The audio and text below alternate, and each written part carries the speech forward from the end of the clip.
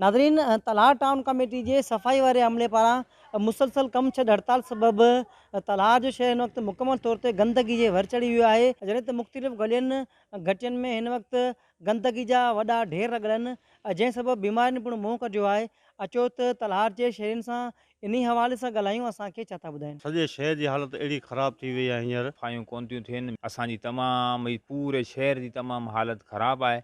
त महिरबानी करे जेको आहे इहा सफ़ाई करियो वञे। मेन ज़िम्मेवारी हूंदी आहे TMO जी। TMO ख़ुदि हिननि जा सिफ़ारिशी रखियल आहिनि MPA MNS जा प्लस पीपल्स पार्टी जा। उहे ई करप्शन कनि था, हिते अमले खे पघारूं कोन था ॾियनि, हिते अॼु ॾींहुं ताईं मच्छर जो स्प्रे कोन थियो आहे। शहर में असांजी गलियुनि में अञा सफ़ाई कोन पई थिए, इनखे हफ़्तो थी वियो आहे। हीउ किचिरो हिते ॿिला मुआ पिया आहिनि, कुता मुआ पिया आहिनि, को धणी साईं कोन थो थिए। वोटनि वठण जे लाइ सभु को हिते पुॼियो वञे हलियो।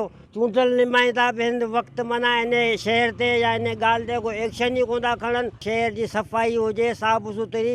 हींअर में ॾिसो केतिरियूं बीमारियूं फैलिजी चुकियूं आहिनि। हाणे जे इहे भला ॿार बच्चा हलनि पिया, इहे कख पन इहो किचिरो हलंदो त पोइ इहे बीमारियूं तव्हां बि वधंदियूं। टाउन इन ते ध्यानु ॾे, भंगियुनि ते कार्रवाई करे, भंगियुनि खे चवे बाबा सवले नमूने सां पंहिंजो कमु करियो। विच में पघार जॾहिं न थियो त हिननि टाउन वारनि कुझु भंगी कढी छॾिया हुआ। उन्हनि जो हाणे मुतालो जेके भंगी कढिया आहिनि उहे वरी दुबारा रखी वञनि, उन जे मुताबिक़ असां कमु कंदासूं। कैमरामैन अली रज़ा ख्वाजा सां गॾु मोहम्मद हुसैन गोपांग, KTN न्यूज़ तलहार।